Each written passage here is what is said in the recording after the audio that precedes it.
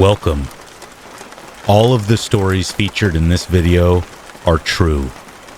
I hope you enjoy, and please remember that as always, there are only 3 ads in this video after the first 3 stories. Thank you for being here when I know that you have so many other choices. Now, let's begin.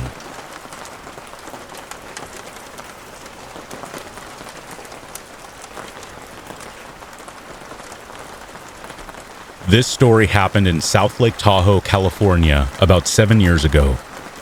I grew up in Northern California, and since I was a kid, me and my family always visited Tahoe. I was very fortunate and grateful because my grandparents, on my dad's side, owned a cabin there. This will seem random, but it's important to have this context. My parents ended up divorcing when I was about 12 years old, and when this story takes place, I was probably around the age of 14. Anyway, this was one of the first times since the divorce that my mom wanted to visit Tahoe, but she didn't want to stay at the family cabin because it was connected with my dad. She ended up having us stay at the Harvey Hotel and Casino. I thought it would be a fun adventure outside from what I had known up until that point, which was that we would always stay at the cabin whenever we visited Tahoe. It was just me and my mom having some nice mother-daughter time for the whole trip. I don't remember much other than this incident. My mom ended up taking me to the local TJ Maxx, and we got some new clothes. We drive back to the Harvey's Hotel and go back to our room. Now, if I'm remembering correctly, we weren't on the top floor or the bottom floor. I want to say we were on like the 10th floor. I specifically remember no one being in the elevator with us on our way to the room. As we were unloading our new clothes we just bought, I'm standing near the hotel door Snapchatting one of my friends when I hear the doorknob start to slightly move. Meanwhile, I have my mom in the back of the room on her bed, yapping away like she always does. She's very talkative. I remember zoning out and focusing on the door. I very quietly and carefully looked through the peephole to see a grown man, probably in his early 30s, with a black hoodie on, trying to open our hotel room door. There's always that side of us humans that likes to try and rationalize things into a better light, and I was doing just that, trying to rationalize that maybe he just has the wrong room or something, even though clearly he did have bad intentions. His demeanor said it all. He kept looking over his shoulders, which sent chills down my spine. The way he was slowly twisting the knob freaked me out too. It was very intentional in the way to not alert anyone inside. I told my mom to be quiet, and at first she didn't understand why. Once I gestured to the door, looking like I had seen a ghost, she looked in the peephole and saw him. I'm not sure what made him stop trying to get into our room, but one moment he was there, and the next he was gone. My mom ended up calling the hotel's security. They sent out security on our level, but he was long gone by then. Me and my mom reflected on what could have happened, trying to cope with what just went down. The conclusion my mom came up with was that he followed us either from the parking lot of the hotel or within the casino, then to our room. When I think about it, I know it doesn't make much sense because how would he know which floor we were on if he did follow us from the lobby? I swear there was no one in the elevator or even on our floor when we got out of it. I could be wrong with how I remember it, about being alone in the elevator and the floor, but I really don't think so. I hope I am wrong in a way, because the alternative is that this man also could have been watching us before this incident even took place. He had to have known it was just me and my mom. I don't think anyone would be stupid enough to try that if my dad or brother were with us. It's scary to think what could have happened if he somehow did get into our room. This story is definitely ingrained into my head, and even after all this took place, me and my mom ended up staying in the same room for that night. I can tell you though, I didn't sleep much that night.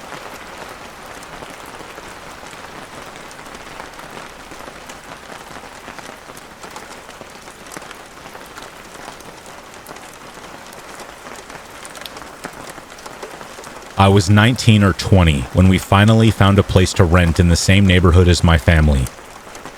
At the time, I was 6 months pregnant with my son, getting situated in the house and the start of a new era. For some imagery, the house was a 1-story, 3-bedroom house with a den that later became my aunt's bedroom. The living room was very open and connected to a kitchen with a sliding glass door that complemented the backyard. Amazingly, we had a nice patch of grass surrounded in rocks. Compared to Hawaii, the house was actually very nice for the price we had gotten it at, given the cost of living is significantly lower than it is in Hawaii. My mother let me stay in the master bedroom with its own bathroom, which was convenient for me, since I constantly needed to pee every 10 seconds. When you opened my bedroom door, it led straight down a hallway that led to the laundry room. Staring down the hall always gave me an eerie feeling, like someone could be in the room at the end of the hall, just looking back at me, and I would never know. When my son was around 3 months old, I started experiencing weird things. At first, it was my door randomly slamming on its own, which inevitably ended up being just the AC turning on and off. Then it was the creaky noises that could faintly sound like footsteps coming from the attic. I told myself it was just a creaky house making a racket. Nothing to worry about, right? But things started to get creepier. For a few nights, I began having these vivid nightmares that would creep me out, but I would ultimately forget about them later on in the day, as I needed to tend to my child and tidy my room constantly. Then came the sleep paralysis that would occur 2 times in the same month. The first time I experienced it in that house, it was your standard sleep paralysis. Not being able to move and just listen and be in my thoughts. Looking around the room, waiting for it to end. The second time was much more sinister, and it shook me to my core. It's not uncommon to have hallucinations when under paralysis, but what I saw shook me up for years to come. I was laying there in my room. My LED light was on red, since it's the darkest color to have on that emits enough light for me to get out of bed and make my way around the room without hurting myself or accidentally tripping over anything. Especially if my baby wakes up in the middle of the night and I need to tend to him. Looking around the red-lit room, I was put on edge and felt a deep, eerie sensation that I wasn't alone, and something was watching me.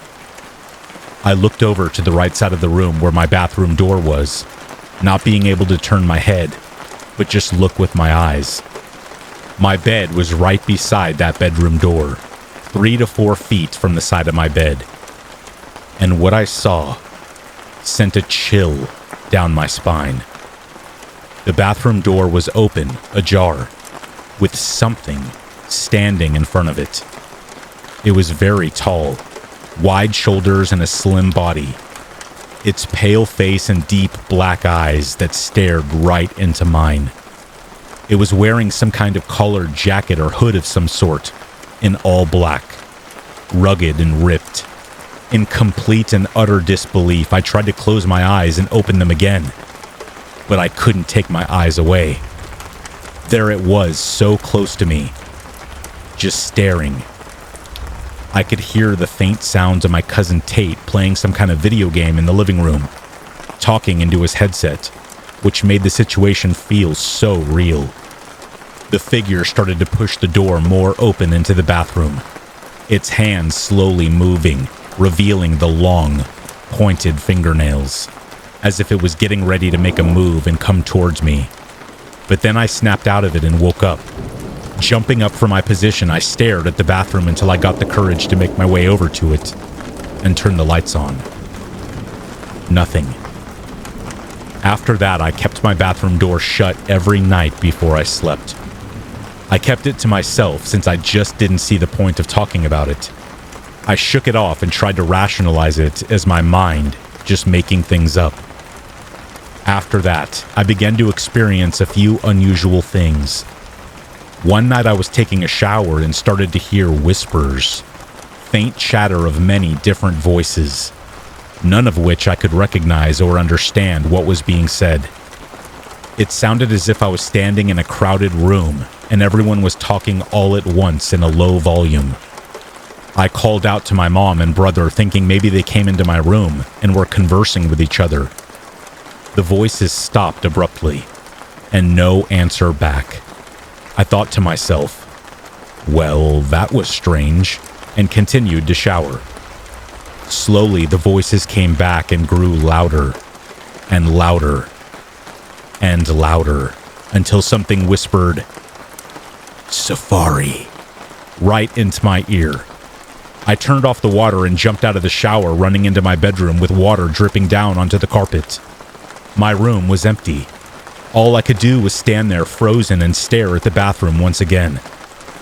After I got dressed and made my way around the house to find it practically empty, only my brother was there, and I asked if he had called out to me or was on the phone. Puzzled, he shook his head no and asked why. I responded that I must have been hearing things. A few days later, my cousin and I decided to have a few drinks and hang out in my room. Sharing old stories about our childhood, my cousin began telling me the story of the time that we all lived in a haunted house in Virginia. At the time, I was too young and wanted to be told all the details of things that happened, but I can save that story for another day.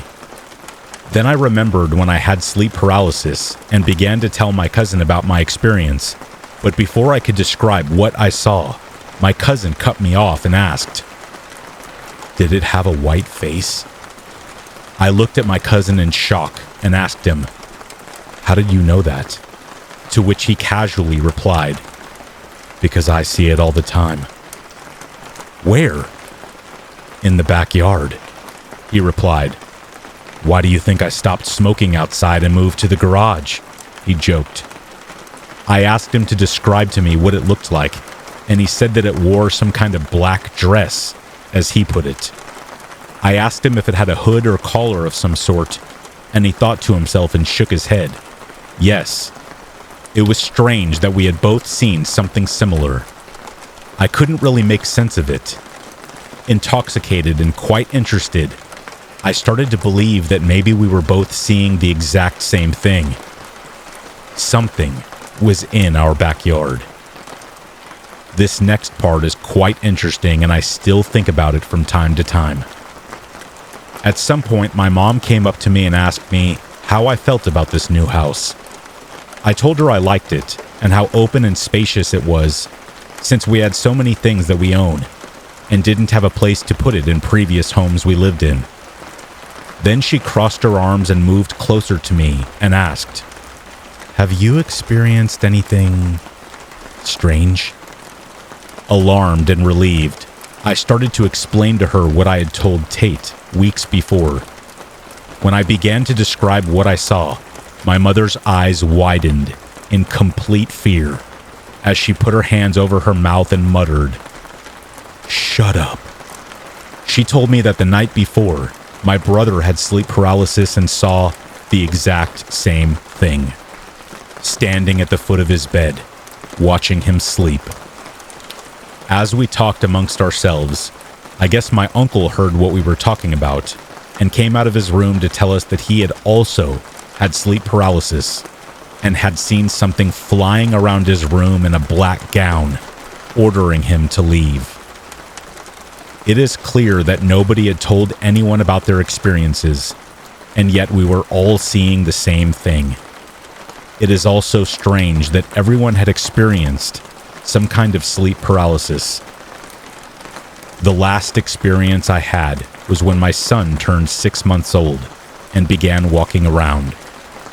He would stare at various walls in our home and would giggle and walk around as if something were there talking to him. He would babble back at the walls and sometimes stare down the same hallway that gave me chills and point to something at the end of it. We have now moved out of this house and haven't experienced much since then. I hope that whoever moved in doesn't experience the things we have. I know Arizona is known for sightings of skinwalkers in the deserted areas in which we live in. but I hope I never see anything like that again. If anyone can justify these experiences, please let me know. I would love to hear what you may think.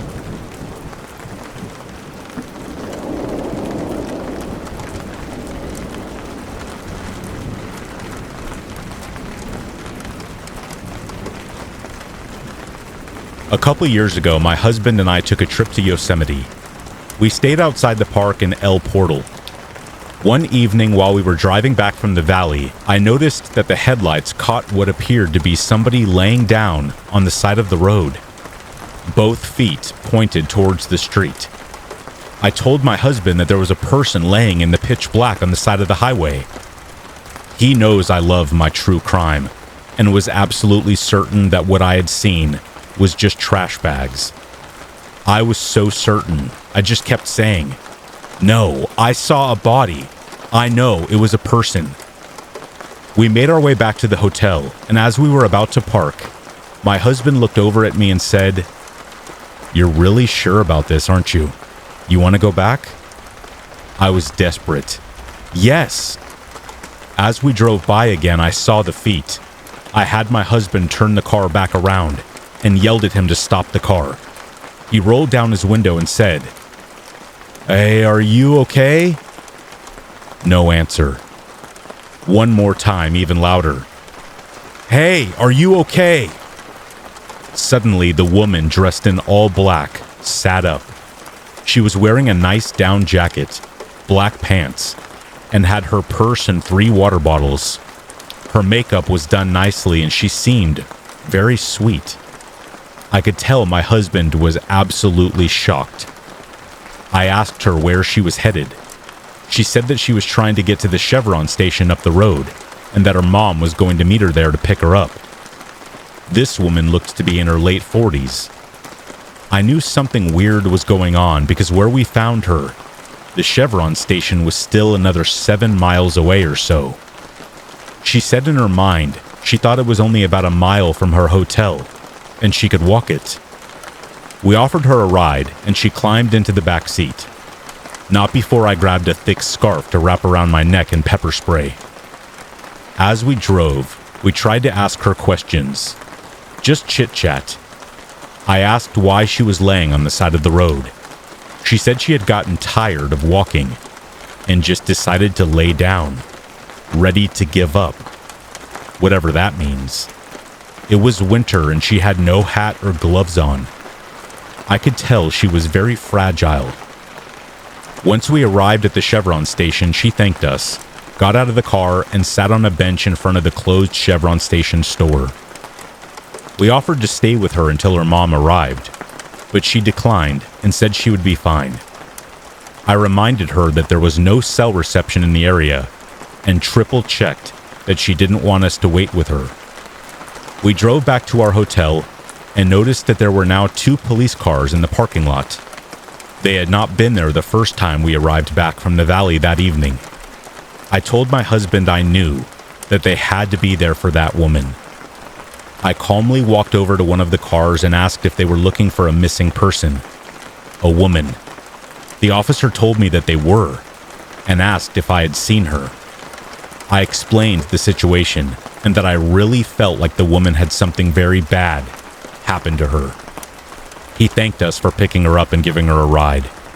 He couldn't tell me what had happened, but thought her leaving and going somewhere else was a smart choice.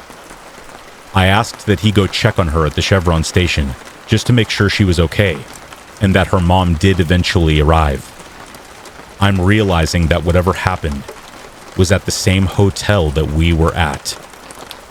That evening, I looked up the local police log and found that a domestic violence dispute had broken out at the hotel.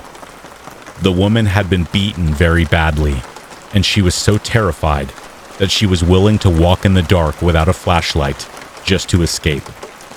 It's my guess that after walking about a half mile from the hotel, she was in so much pain that she just needed to lay down. I got the feeling like she thought she may actually die there. She couldn't go back to the hotel because she had already escaped and gone to the front desk to call her mom. Her husband knew she had been there and would have come after her. The front office called the police for her while she escaped. It's my understanding that the man who hurt her was her husband and was arrested. I always wondered about her and whether she went back to him. Did her mom ever pick her up? Is she safe? Now my husband listens when I say, there's a body on the side of the road.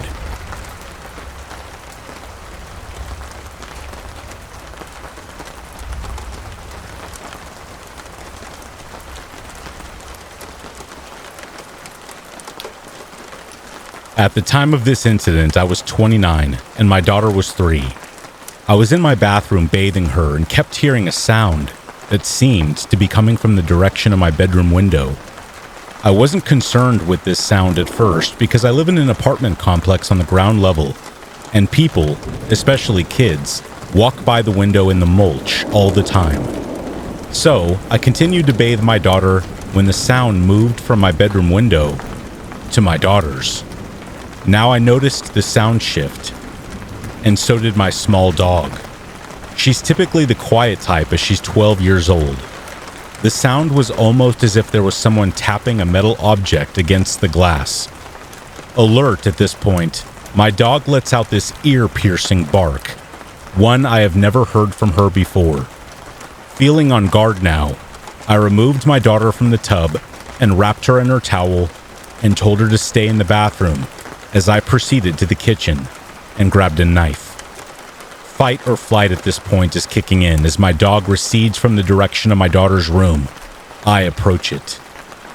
Entering the doorway, I begin hearing in a sing-song, low, guttury voice, "I'm here to play with a very pretty lady, a lady that I know, a lady that I see, a lady that I often see in my dream." Absolutely beside myself at this point, and my fight or flight sense is always in fight mode. I reached the window and drew open the curtains.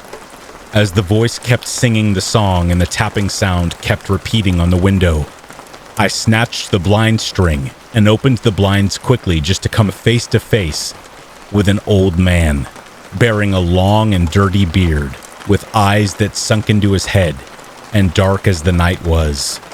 He looked at me and grinned, a grin that I can only describe as the one the Grinch wore when he devised his plan. Stuck in a shocked panic for what seemed like an eternity, but was probably no more than a second or two, I began to spring into action. I turned, jetted into the bathroom, and grabbed my daughter and my cell phone. I ran to my front door, still holding the knife, just in case the man happened to run towards my door. I was dialing the police and on the phone with the dispatcher as I ran out of my door and to my neighbor's house. I proceeded to bang on her door with as much force as possible to get her attention. I wanted my child safe at least. She flung open her door, upset of course, until she saw the terror on my face. As I handed her my daughter and began to force myself into her apartment, the old man came running around the corner and into the breezeway, lunging straight for me with a knife of his own.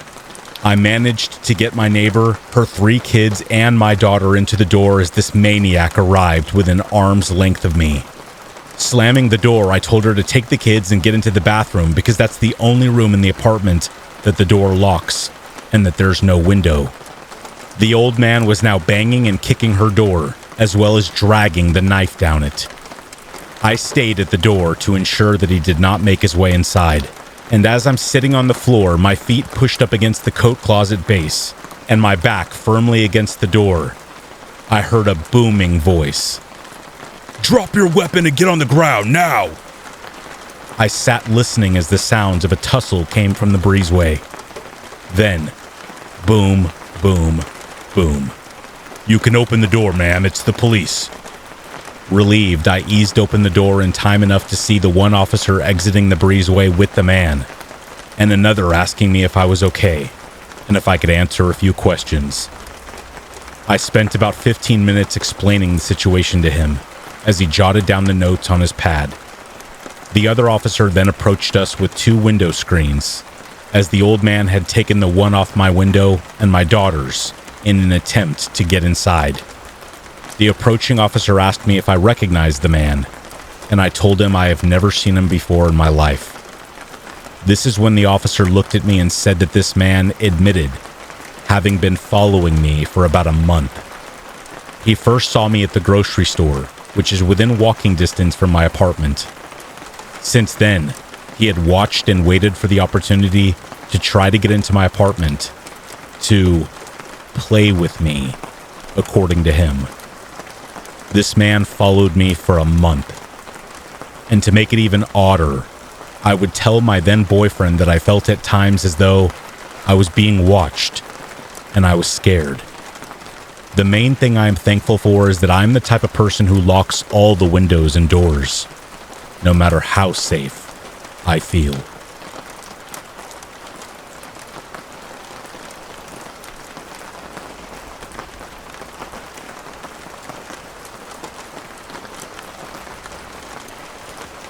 For a bit of context, after moving to a more rural area, I haven't been able to see my grandparents as much as I did when my family and I were living in the city. Because of that, once in a while they will take the long drive over here to stay for about a week or two. Last Monday, that is exactly what happened. My grandmother, grandfather, and uncle came to stay for a week. Now, my family and I own a German Shepherd dog named Kane. He is about 2 years old, and boy is he hyper.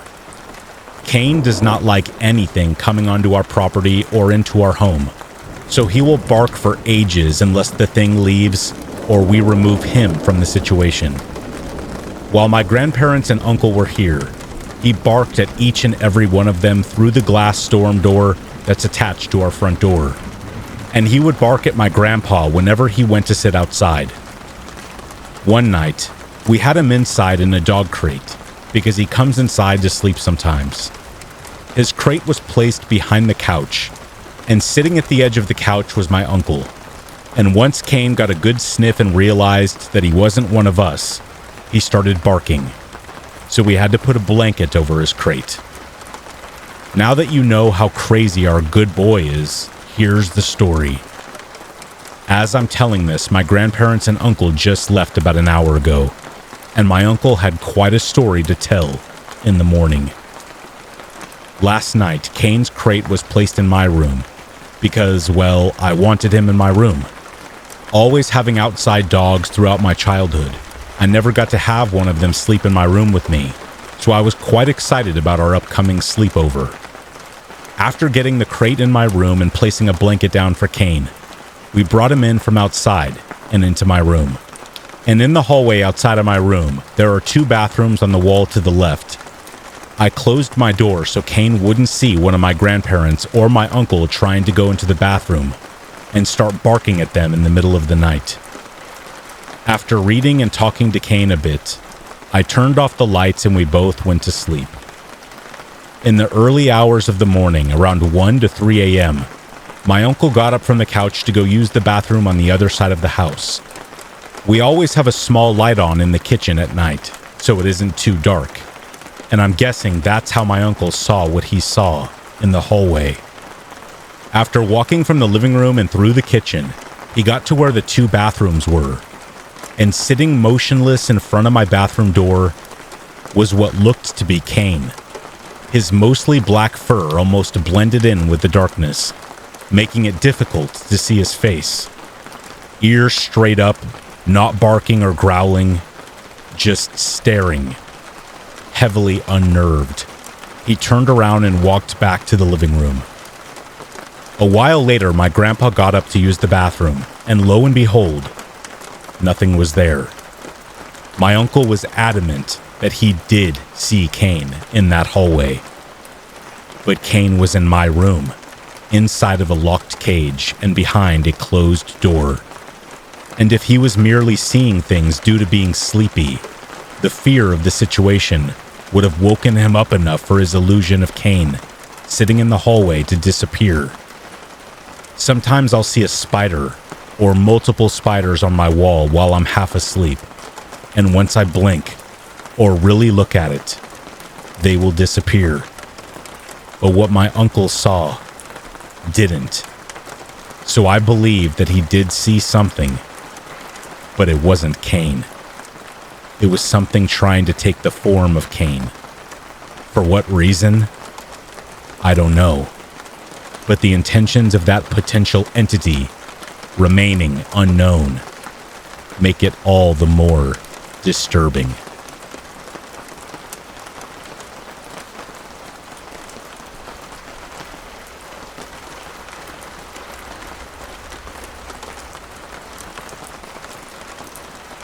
I live in the UK, and a few years ago I sold up, took early retirement, bought a boat, and dropped out to go on an adventure exploring the UK's inland waterways.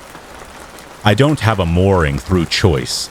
The whole reason I bought a boat was to get out and explore, and doing this has taken me to some really interesting places I wouldn't have thought of visiting otherwise. I visited some urban and really lively areas like Liverpool, but also spent time out in the sticks away from everything in extremely rural and peaceful spots. It's pretty cool being able to choose your spot dependent on your mood, and if you don't like the area or don't like your neighbors, you can just throw your ropes and move. In the UK, the waterways license enables you to boat without having to take a formal marina berth, provided you genuinely keep moving, with most mooring spots being free up to 14 days before you have to move. This is called constant cruising, and if you have a decent craft, well set up for off-grid living, it's an amazing way of life. Many people choose this way if they're not tied by their jobs or on an adventure like me, but there are many living on pretty shady, unlicensed boats out on the network because they can't afford anything else, and some with some issues that you would be best to give a wide berth to. I am a lone female boater with just my dog snorkeling spaniel and 2 cats as crew, so I follow lots of boating forums to keep an ear out for problem areas or people and try to be sensible with my safety and my choice of stopping points. It's been very rare that I've ever had any sort of issues in the years I've been doing this, but occasionally I'll find I've got little choice about where I have to stop or how long for. In the wintertime, I can often come across navigations closed due to flooding or broken infrastructure, like a broken lock stopping me in my tracks. In summer, it's not unheard of for a canal to run out of water and find myself unable to move until the level rises again. As I'm writing this, I'm stranded on a quarter-mile stretch of canal with river navigations at either end, closed due to flooding, and I've been stuck here for 2 months now. My cats like to go out, so I always try to moor away from roads and seek out spots where the cats would have an escape route from any pursuing dog, like a thick hedge or a fenced-off area of some kind. So I chose a spot right up at the end of this canal, alongside a derelict industrial area. There's a couple of gaps in the steel fencing a person can get through, and after checking it out to make sure it's reasonably safe, and finding mostly just piles of bricks and unusable but deteriorated roadway left, I've been in there regularly walking the dog, with the cats even trotting behind. Only once have I ever seen anyone else in there, and that was just another lady with her dog. My cats have discovered there's mice in there, and they're having way too much fun to come home as often as they usually do, so it's become a nightly ritual to have to go in with my head torch and dog and retrieve them before bed. They are both pretty great cats that think they're dogs, so if I go and shout for them, they'll come running and follow me all the way back. The first 7 weeks went without incident, but a few nights ago, I was in there shouting for one of my cats when I heard what sounded like bricks being bashed together in very deliberate, even-spaced multiples of 3. My first thought was someone was hurt and maybe can't call out, so they were trying to get my attention. So I stopped and listened. Another 3 bashes came, but this time, nearer. Okay, someone's moving and definitely not stuck. So I pick up the pace and think that this is just weird. It's 11 p.m. and below zero with ice everywhere. There's no shelter, just piles of bricks, So why would anyone be in here? My cat comes bounding up at this point, so I just scoop her up and practically run back towards the fence. Another 3 bashes. The first one really loud and heavily emphasized, and again, all very deliberate and evenly spaced, but this time, nearer again. I've moved quite a distance and turned a corner by this point, but the noise has followed and switched sides like they had cut the corner and almost caught up with me. I get us all through the fence and back on the boat, locking it all down. At first, I don't hear anything, but my cats do, and they keep lifting their heads and alerting to something outside. But then I do hear it. The fence is only about 10 feet from my side of the boat, and I hear a growling coming from the other side. Loud growling. It was a god-awful sound, and I sat there scared witless, wondering what kind of freak would be doing that, and what they were going to do next. If you can imagine a human trying to mimic the sound of a slow revving motorbike, it kinda sounded like that, and this went on for nearly 10 minutes. I turned all my lights off in case they could see in, and sat awake for hours, too scared to sleep, and constantly watching my crew for any indication that they could hear anything, but there was nothing further, and I eventually fell asleep. 2 days later, I was walking down the towpath and walked past a small, rough-looking cruiser moored about 200 yards away from me. As I passed, I heard a man's voice mimicking me, calling my cat's name, like I had been that night before. I looked over and saw a really scruffy and dirty-looking man, I would say in his 30s, with dark hooded eyes and god-awful teeth, grinning at me. I have no doubt this was his way of telling me that it had been him that night, and he looked like he was now trying to freak me out even more. So I stopped for a second and gave him my best defiant, "I'm not scared of you, and you would think again," because I am a secret badass stare. I even managed a sly psycho-esque grin of my own right back at him before walking off. I don't know why I reacted like that. Generally, challenging someone who might be unbalanced is a dangerous thing to do, and wouldn't be my usual approach. Apart from the fact he looked mentally ill at best, possessed at worst. Anyone who roams around at night growling has some real scary issues. But just there in the moment, I just instinctively felt the need to stare him down and not show fear. And boy, do I hope my instincts were right, because I am still stuck here, and despite my bravado, I am in no way a badass. Thankfully, haven't seen him since. In fact, in the 2 months I've been here, that was the only time I have clapped my eyes on him at all, despite walking past the boat every other day. I really hope to keep it that way, and as soon as those navigation lights change to signify the river is open again, me and my furry crew are out of here. And to the possessed-looking growling guy, I hope your boat is as clapped out as it looks, so that you can't follow.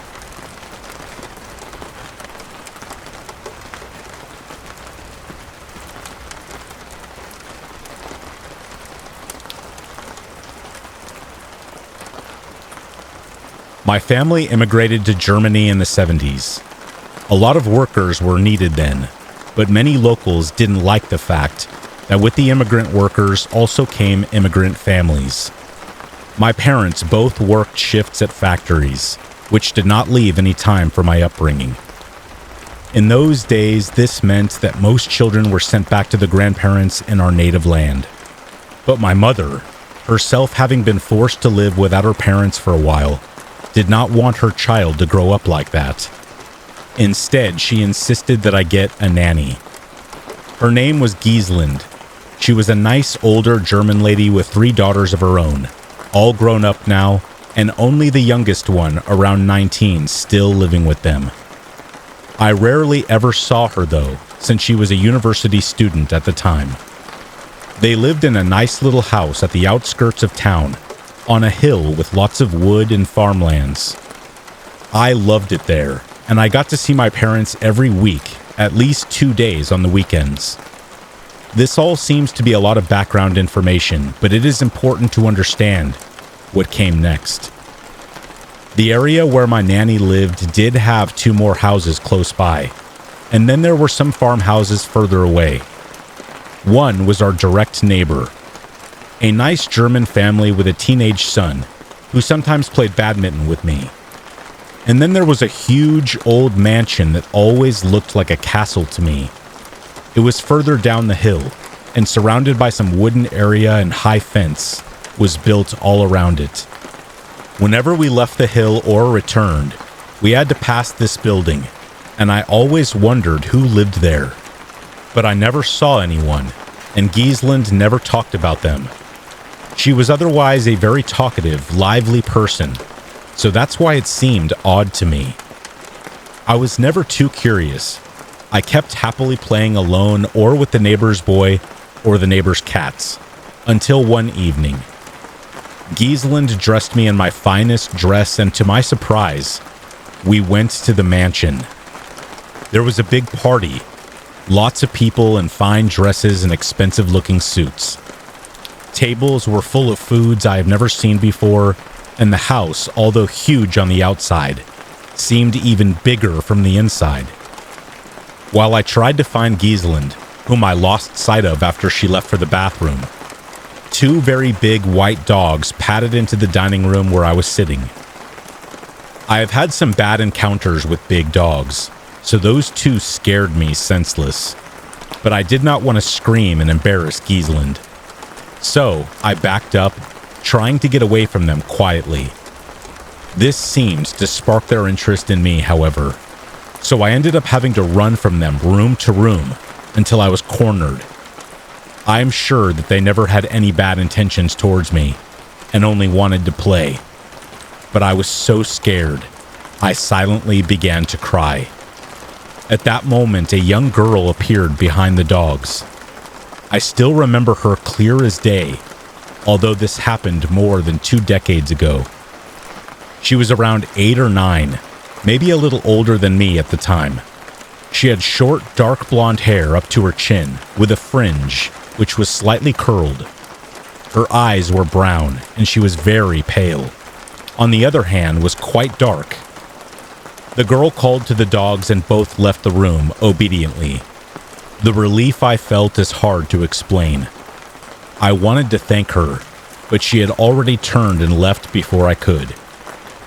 I started running after her when I was suddenly stopped by some old German man I vaguely could identify as the host of the party, and beside him, his wife. I don't remember their faces, but I do remember they did not like me being there, practically radiating a form of hostility I could not understand. There was some heated discussion with my nanny. Then she took my hand and we left. She was mumbling angrily about their behavior while returning to our home.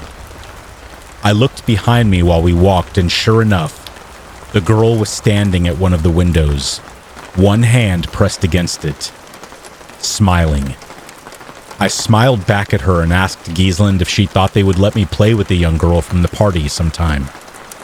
This made her stop and look at me, eyebrows furrowed in obvious confusion. "What girl?" she asked.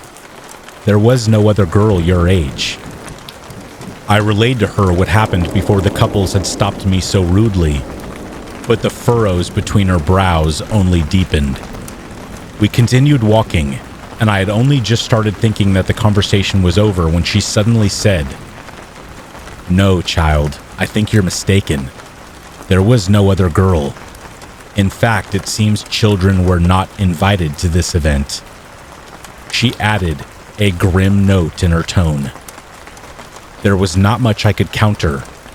I was raised not to argue with elders. I never saw the girl again, even though I scanned the windows carefully every time we passed the building. After all these years, I'm asking myself if my brain had made her up, or if I did encounter the helpless ghost of a little girl that at one point had lived and died in that house. Some things we ought to never find out.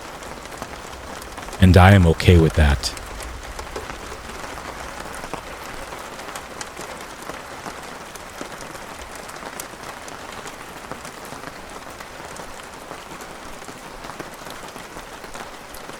It was fall of 2015, and I was 14 years old. I've always stayed up late on the weekends, where the sun started to rise and you could hear the early morning birds. I was usually up playing whatever video game I was into at the time, or watching anime. One night, I decided to watch one of my favorite movies to date, Spirited Away. It must have been about 3:30 or 4 o'clock a.m. at this point, when I heard a crash outside the front of the house. It sounded metallic, like some kind of crunching and breaking of what I thought could be our satellite dish hitting the pavement of our driveway. It scared me at first, but I blew it off and figured I would just let my dad know in the morning when he woke up for work. There was no reason to bother him now about it. Not like it was an emergency or anything, since I didn't even watch cable. I resumed watching the movie. We lived in the outskirts of town, surrounded by forest. There was about a quarter mile on either side of us before we reached the neighbor's property. We lived on a hill where the road curved around the grass that lined our front yard. It was sharp enough that you couldn't see if anything was coming while pulling out of your driveway. You had to roll the windows down and listen for any approaching cars. Across the street from us was a golf course, and a bit farther than that was a local zoo, so you could imagine there is not a lot of light or people around at night. 10 minutes or so had passed since I heard the satellite fall, when I started to hear what I thought was faint screaming from outside. I could feel my ears getting hot and my heart starting to race. I paused the movie and sat quietly, listening. Another one. I tried to believe it could have been some kind of animal out there, but it was definitely the scream from another human being. I got up and just stared at the curtains that covered the window in our living room, too afraid to pull them back and look outside. The screaming continued. A woman. My mind jumped to the first horrific thing I could think of. Someone is getting murdered in the woods outside of our house. Still being weary about the situation, I woke up my older brother first and told him what I had heard. I must not have seemed frightened enough because all he did was shuffle in his bed and say with a groggy voice, "It's probably a monkey or something that escaped from the zoo. It happens." With him being around 4 years older than me, I decided to try to believe that. I went back out into the living room. The screaming was too surreal for me to ignore. It was blood-curdling. All I could do was stand there, frozen with fear, listening to it wail on faintly from outside. I wasn't sure what could be happening out there anymore. This had been going on for what felt like 10 or 15 minutes by now. If someone was getting killed in the woods in front of my house, I thought, it would be over by now. With almost perfect timing, as I'm standing there frozen, hair standing up on all ends, and eyes wide, there was a knocking on our front door just a few feet away from me. They're coming for us. Without even thinking, I bolted into my parents' bedroom down the hall. "Dad, someone's knocking on the door!" It looked like some sort of force had pushed my father out of his bed. He sprung into action. It took him all of about 5 seconds to get up, get to the closet, and pull out a weapon. He motioned for me to stay behind him as he crept out from the hallway to the living room. With his back against the door and weapon in hand, he slowly turned the knob and opened the door to reveal a small child. This kid had to be about 7 years old with cuts on his face and arms. "My mom needs help," he said to us. My father opened the door all the way to reveal that down the hill, a van had crashed head-on to the tree across the street. The screaming was coming from the mother behind the wheel. Now that I could hear it fully, she had been screaming for help. He told the kid to hold on for a second while he went to throw on some clothes. By this point, my mom and brother were awake and standing next to me. My father told us to stay while he went down to check out the situation. If anything really serious or gruesome was down there, he did not want any of us to see it. We took the kid in, wrapped a blanket around him, and got him some water. We put cartoons on the TV and tried anything we could to distract him. My father later told us there was the mother, a toddler, and an infant also in the vehicle. The toddler was completely fine, and the baby had been flipped out of its car seat and was sitting on the floor of the back seat. It had its arm curled up to its body, holding it and crying. It must have broken something. The mother, on the other hand, was crushed in between the seat and the steering wheel. She went on yelling that she couldn't feel her legs and begged my father to look and see if he could see anything. He took a deep breath, pulled out his phone flashlight, and tried to look down at her legs. They could have been torn up, mangled, or even severed from her body for all he knew. But he couldn't see anything. The front of the car was pushed in so far that he couldn't even see past the steering wheel. The woman was small, maybe 100 pounds or so, and that is what saved her life. Had she been any bigger, the 55-mile-per-hour impact would have killed her instantly. She said she had fallen asleep at the wheel on the way home from her parents' house. Once the police and paramedics arrived, we gave the kid back to them and watched from our driveway. They pulled out the jaws of life to cut away the pieces of the car in order to get to her. It took about 45 minutes to get her out of what used to be her SUV. The impact of the crash combined with shredding the thing apart, it hardly looked at all like a vehicle anymore. It was too far away and too dark out for me to make out most of what was happening. I don't remember them pulling her out, which is probably a good thing. I can't imagine what her legs must have looked like. Everyone was put into the ambulance and headed to the hospital.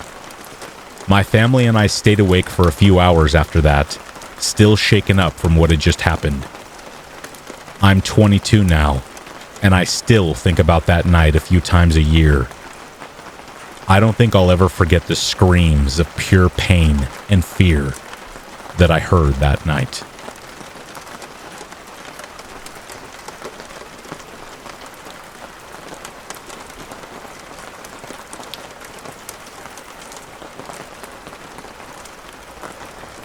Something is going on here.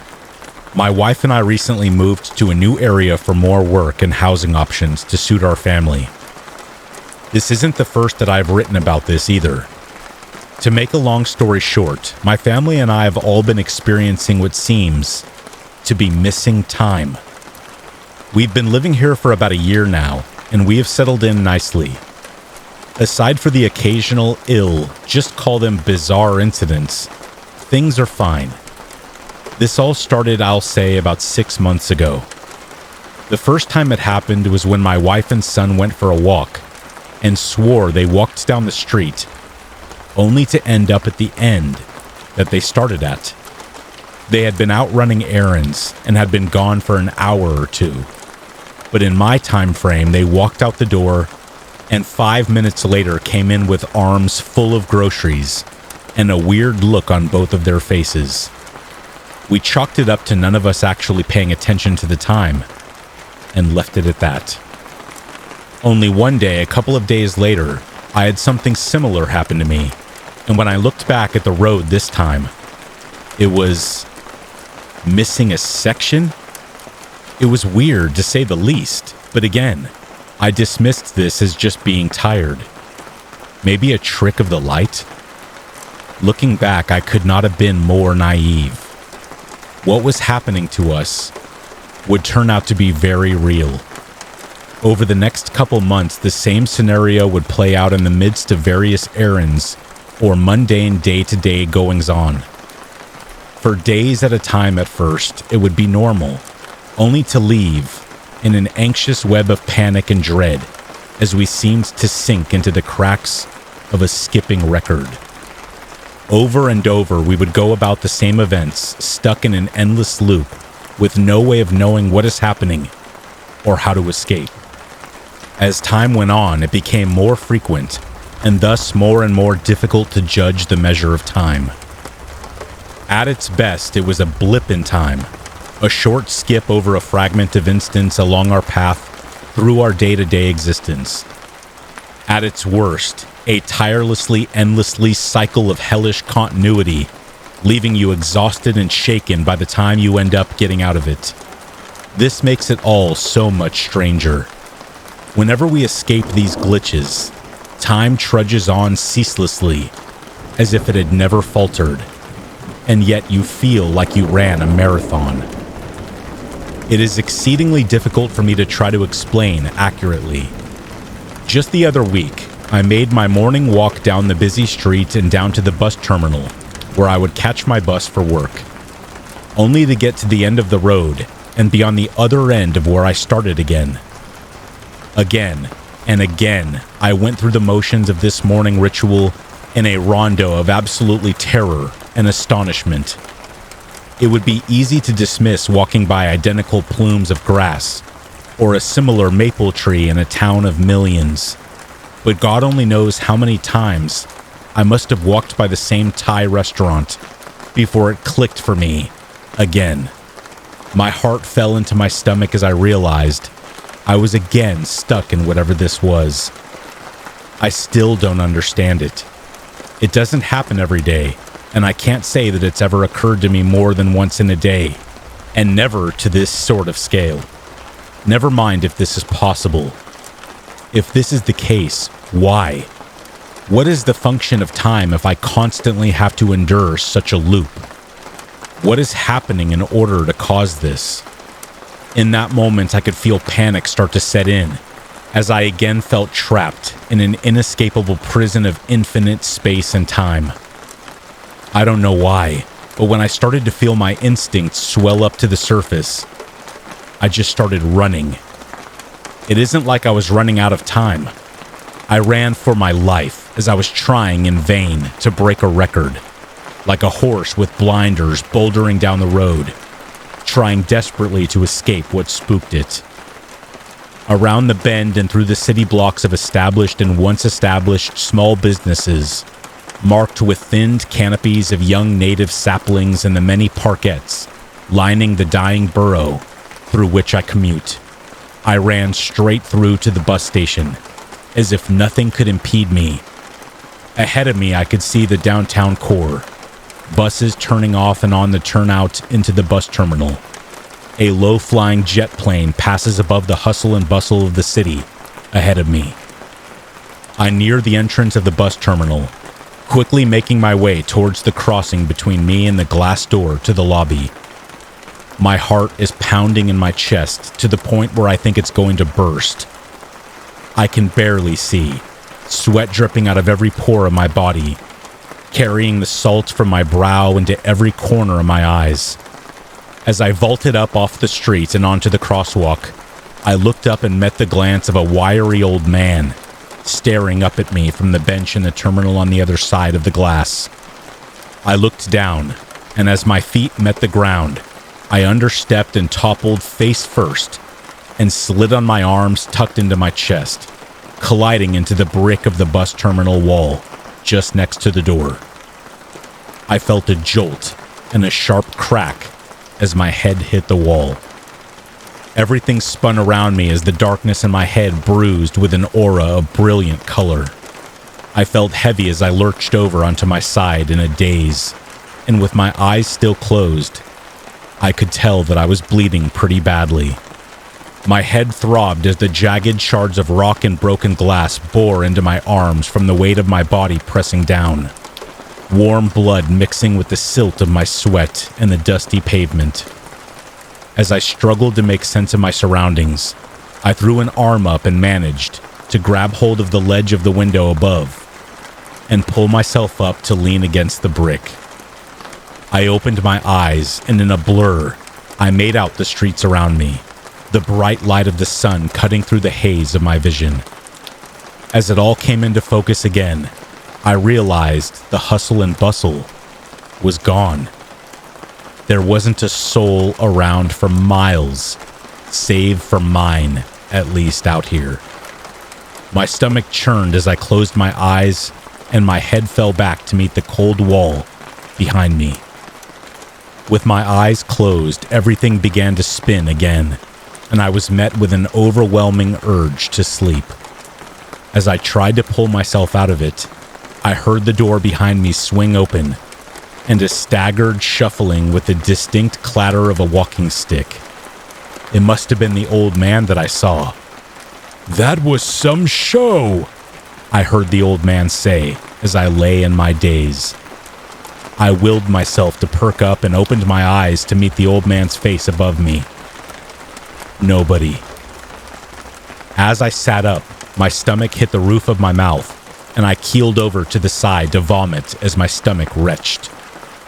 While I sit crouched over myself panting, the digital bell tone sounded on the hour as the midday sun met me from behind the tall buildings above me. The sun, I thought to myself.